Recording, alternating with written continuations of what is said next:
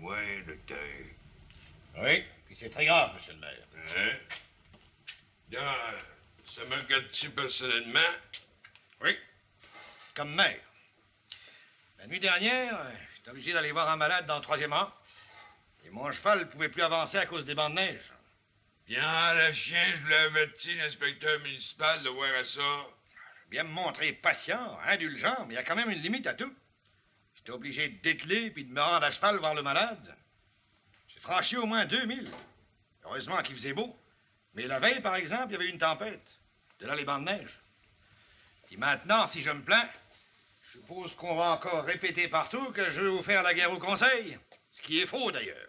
Je sais. Ouais, je veux la justice. Et surtout que l'inspecteur municipal fasse son devoir. Quitte à lui accorder une augmentation de salaire. L'augmentation de salaire, docteur, vous ne pensez pas, la corporation est pauvre, faut ménager. De toute manière, dès la prochaine séance du conseil, il faudra faire témoigner l'inspecteur municipal.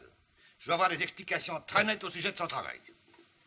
Oh, moi-même, j'en ai pas sur la tête de lui.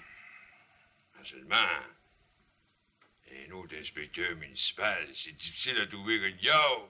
Ah, c'est pas là une excuse, monsieur le maire. Faut en finir une fois pour toutes. Pensez à moi, médecin, qui est obligé de franchir des 10 000 de voitures la nuit, pris dans la neige par-dessus la tête. Moi, tout je pense.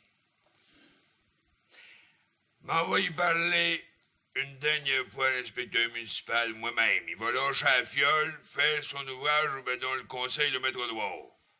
Bon, si c'est comme ça, je vous remercie. Vous voyez que j'ai pas du tout l'intention de vous faire la guerre. Ni moi non plus. Là, dis-moi là une chose, docteur. Ça me regarde pas. C'est pas moi le docteur, mais ça m'inquiète. Pourquoi ça? Êtes-vous malade? Oh non, je suis pas malade. J'ai beau travailler comme un mercenaire, toujours en bonne santé.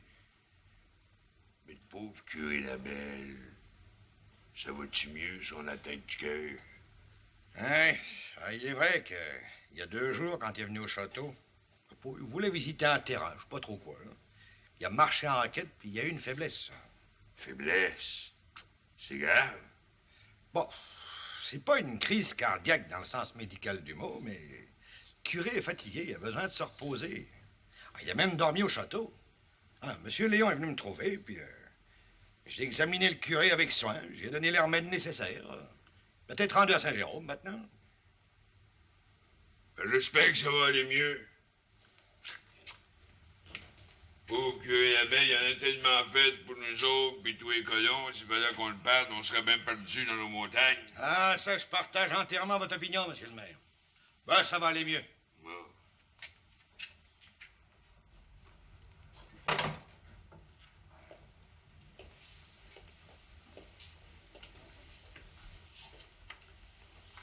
Vous avez bien dormi, monseigneur? Pas gros. Les remèdes n'ont pas fait un grand effet. J'ai jonglé une partie de la nuit. On jongle toujours mieux la nuit. Surtout quand on est malade. Oh, d'ici 2 ou 3 jours, vous serez complètement rétabli. Non. J'ai pensé à une chose du bouquet. C'est définitif. Je suis résolu. Quoi donc, s'il vous plaît? Je m'en vais démissionner.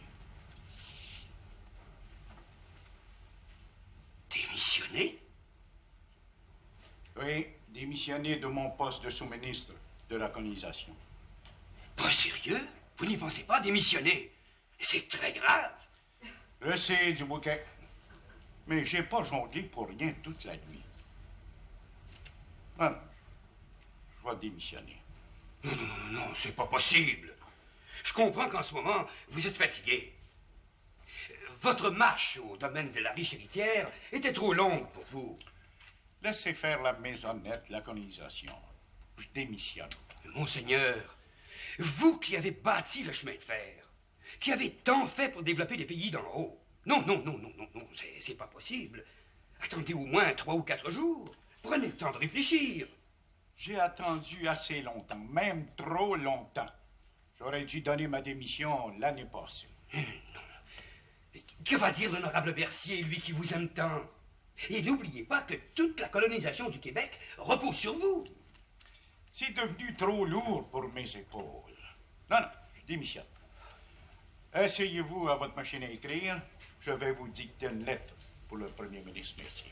Nom d'une pipe de nom d'une pipe. Jamais je ne pouvais m'attendre à une chose pareille.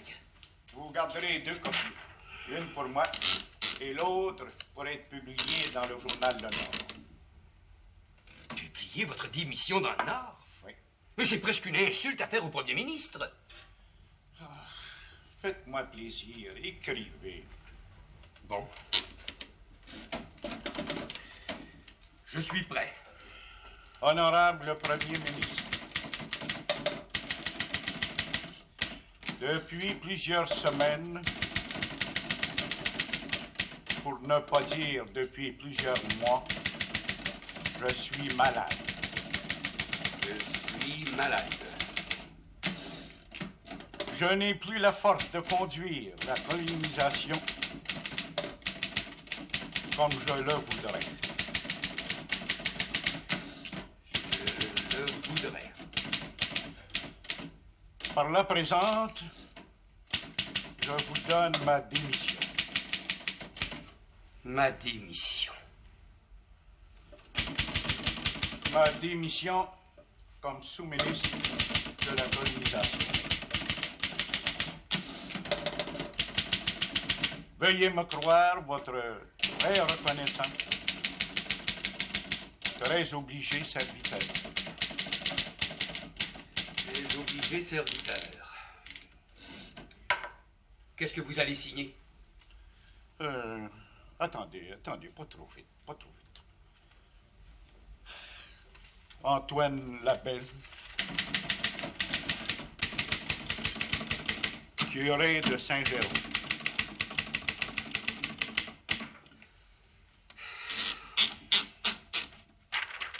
Voilà, monseigneur.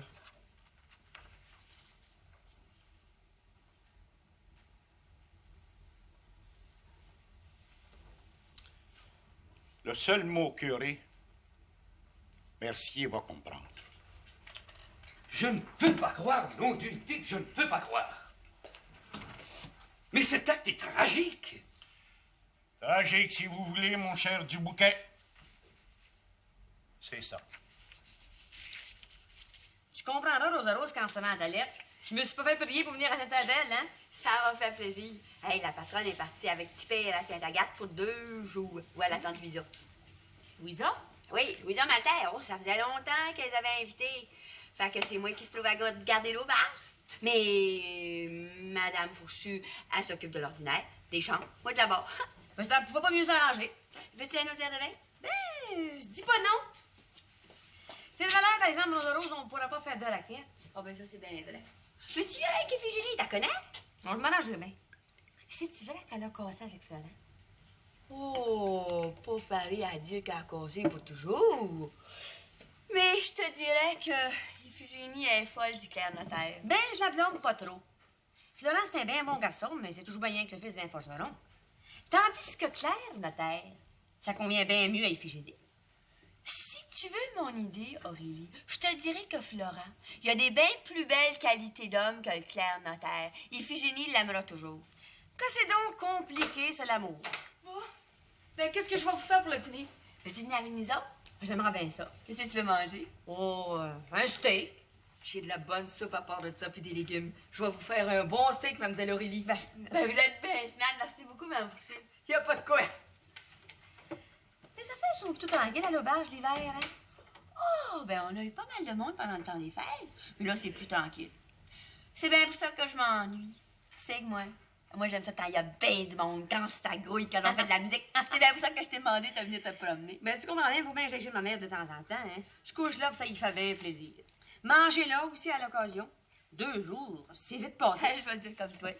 Puis, ça marche toujours, la moyenne? De première classe. Quand c'est que tu viens nous voir? Hey, c'est bien entendu avec ma patronne que quand ils vont revenir de Sainte-Agathe, je vais prendre 3 jours de congé. Chocolat que j'ai hâte. Hey, je te dis qu'on va en voir du beau théâtre. Hey, moi, ce que j'aime le mieux, là, c'est les 2 orphelines. Ben, justement, le théâtre des nouveautés va le jouer pendant 1 mois. Puis après, ça va être la dame aux Camille. Je te dis, on s'ennuiera pas. C'est rendu que j'en rêve la nuit. C'est bien beau à la campagne, mais l'hiver, pas de touristes. C'est bien triste. Ah, je te comprends. 3 verres, Rosa. Ça va non? Ça y va? Un peu de plate. Ouais, dis-moi. Dans une chaise. Merci. Allez, ça vous apporter une chaise?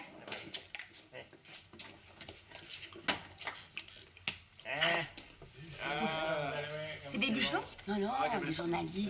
Pas des bains moyables. C'est pas tes ivrognes. Je vois ça. Oh non, les bûcherons, ils sont venus dans le temps des fêtes, mais ils sont tournés au chantier. Puis, notre ami Alexis. Le vois-tu des fois? Ah, on le voit bien moins souvent depuis qu'il est marié. Toujours heureux avec son Artémise? Le paradis sur la terre. Alexis, ça, c'est un homme que je trouve de monde. Même s'il prend une grosse brosse. Ah, je le connais. Il sait se faire aimer. Il y a toujours un petit peu d'exilé dans lui. C'est ça qui donne Du panache. Ben, c'est bien ça. Hey, il est toujours aussi ami avec Séraphin? Oui, à coup de poing. Mais il y en a un autre, par exemple, que je vois beaucoup de ce temps-là. C'est Monsieur Léon. Oh, ça, c'est un monsieur. Et puis, je te dis que les scènes, ça y traîne pas au bout du pouce. C'est pas de valeur. Sa mère, puis lui, c'est riche à craquer.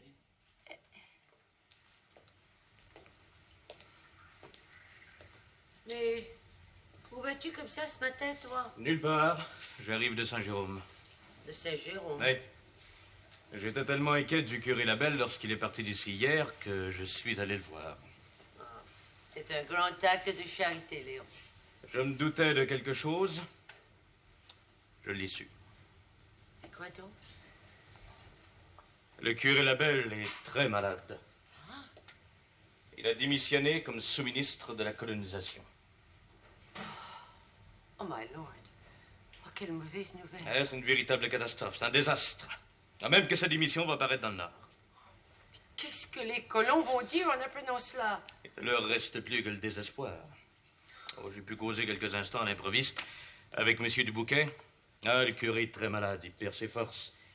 Il dort à peine, il ne travaille plus. Et franchement, je crois qu'il est fini. Enfin, je veux dire que sa carrière de colonisateur a pris fin. Oh, je n'ose y croire, Léon. Et moi donc, j'en suis atterré. Ah, et puis d'un autre côté, il faut comprendre qu'il travaillait trop. Mais le terrain, la villa... Oh, non, n'est pas question, ça, n'en parlons plus. C'est la démission du sous-ministre qui dérange tous les pays d'en haut. Mais qu'est-ce que Séraphine va dire? Faites aucun doute que pour Séraphin, ce sera un coup mortel. Oh, c'est vrai qu'il ne partageait pas toujours ses opinions, mais il avait pour lui la plus grande admiration. En perdant le sous-ministre, nous perdons tout. Il m'avait donné le goût de la terre. Je l'ai perdu. Quand j'y pense, le bras droit de Mercier. Qu'est-ce que tu veux, Léon? C'est un coup du destin. Mais toi, est-ce que tu as eu des nouvelles de ta fameuse cause de viol? Hey, le pauvre vieillard a été condamné à 50 pénitenciers il y a 10 coups de fouet. Oh, quelle horreur, le fouet. Que voulez-vous, les jurés devant une cause de viol et surtout devant les faits sont impitoyables. Ils exigent le fouet. Oh, je lui ai beau apporter tous les arguments, même que l'avocat de la couronne m'appuyait, n'a rien à faire. Dura lex, sed lex. It's terrible. Hey, allez, si vous voulez. Ce qui est encore plus terrible, c'est la démission du sous-ministre. Enfin, à la grâce de Dieu maintenant.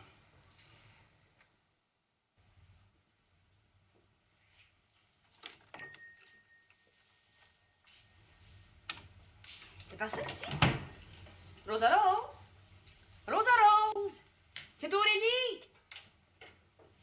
Oh, excuse-moi, pauvre vieille, je suis dans la cuisine. Dis-moi pas que tu pars aujourd'hui. Ben oui, je m'en vais dans le demi-heure pour Saint-Jérôme, le beau-père vient me conduire. Hey, je te dis qu'il y en a du branle-bas dans la place aujourd'hui. Ben oui, Tador m'a conté ça. Ils sont partis un gros groupe pour le curé Lavelle à Saint-Jérôme. Chocolat, de quoi c'est qui se passe? Reste-toi une minute. Ben c'est par rapport à la maladie du curé, puis à sa démission, qui est parue dans le journal Le Nord. Et qu'est-ce qu'ils vont faire là? Rendre visite au curé. Il paraît qu'il est bien plus malade qu'on pense. Ah, ils veulent le voir à tout prix.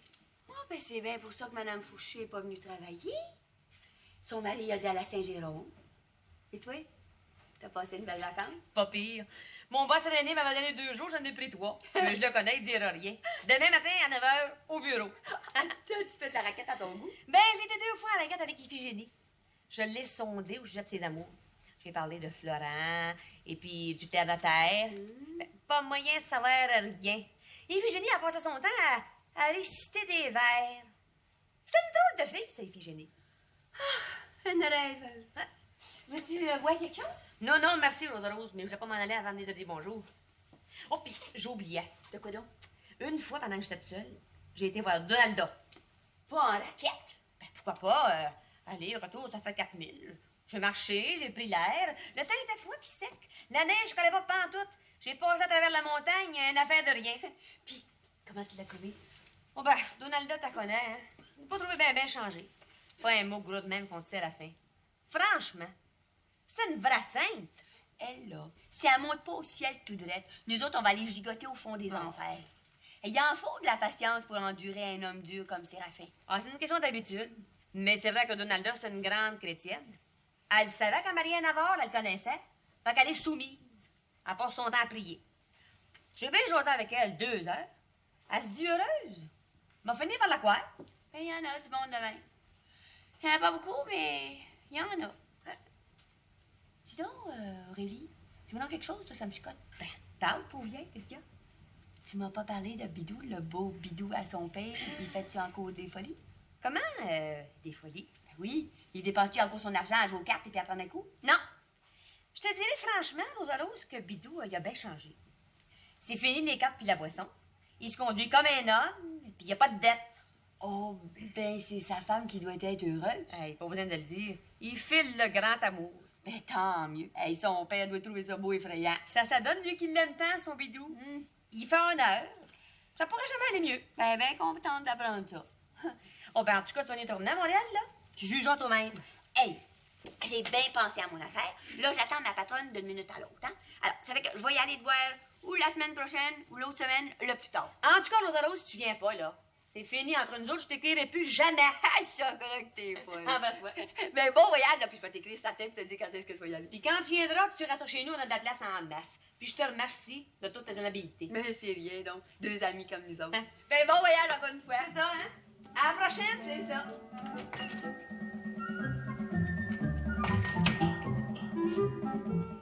Franchement, je m'attendais pas à une visite comme ça après-midi. Ça vous ennuie pas trop? Non, non, non, non, c'est une agréable distraction pour moi. On voulait pas vous déranger. Voyons, monsieur le maire, vous savez bien que notre cher curé Labelle est toujours enchanté de voir des gens de son pays. Mais qui c'est ça, tout ce monde-là, dehors à ma porte? Toutes de vos amis, du monde que vous connaissez bien. Mais du bouquet, Oui. faites-le entrer. Oui. Vous consentez à les recevoir? Allons donc, même si le temps des fêtes est passé. Vite, du bouquet, allez chercher. Tout de suite, monseigneur. Asseyez-vous, monsieur, enlevez vos manteaux. Non, on veut pas rester longtemps. On est venu jaser un petit brin avec vous. Ah, ben, ça me fait plaisir, ça. C'est un signe qu'on m'oublie pas. Ah, mais ça, on vous oubliera jamais. Venez par ici, venez par ici.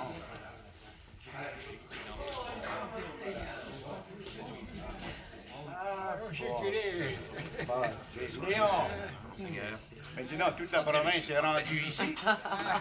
Qu'est-ce qui se passe?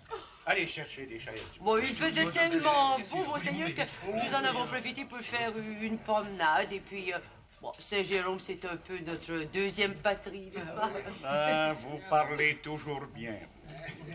Je veux pas en tirer profit, monseigneur, mais c'est moi qui ai tout organisé ça. Ah, hein? Tous des colons que vous connaissez, pas besoin de présentation. Hein? Je les connais tous comme des frères. On a lu dans le Nord une nouvelle qui nous a... Bouleversé, monseigneur. Ah oui, oui, ma démission comme sous-ministre de la colonisation. J'avais pas envie de démissionner, monseigneur. Ça serait une vraie calamité. Oui, je parle au nom des colons. Oubliez pas le discours que vous nous aviez fait, là, au Mont-Tremblant, là, hein? Ouais, vous nous disiez de rester sur nos terres. Et puis d'attendre que les touristes viennent puis qu'on vivrait bien après. C'est vrai que j'ai dit ça. Mais franchement, mes amis, mes frères, je me sens plus la force d'aller plus loin dans la colonisation. Ne vous dérangez pas, monseigneur, je vais aller répondre. Oui, allô? Pardon? Ah, bonjour, monsieur le Premier ministre. Oui, c'est du Bouquet, le secrétaire du curé Labelle qui parle. Pardon? Vous avez un message pour lui? Quoi? Vous n'acceptez pas sa démission? Pas possible. Oui, je comprends. Une lettre suivra. Bon? Oui, je lui ferai le message. C'est ça. Au revoir, monsieur le Premier ministre.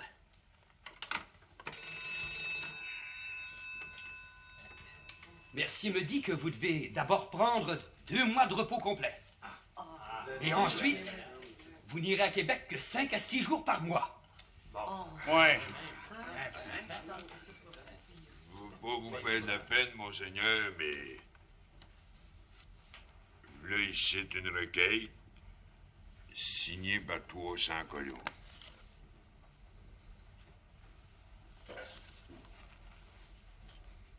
Nous, les sous-signés, colons, nous sommes opposés à la démission du curé Labelle comme sous-ministre de la colonisation. S'il démissionne, nous laisserons nos terres et nous gagnerons la ville, respectueusement vôtre. Je peux vous dire, moi, ici, à part de ça, on est bien décidé. Alors, honorable fondateur des pays d'en haut, que décidez-vous? Je resterai à mon poste de sous-ministre. Bravo!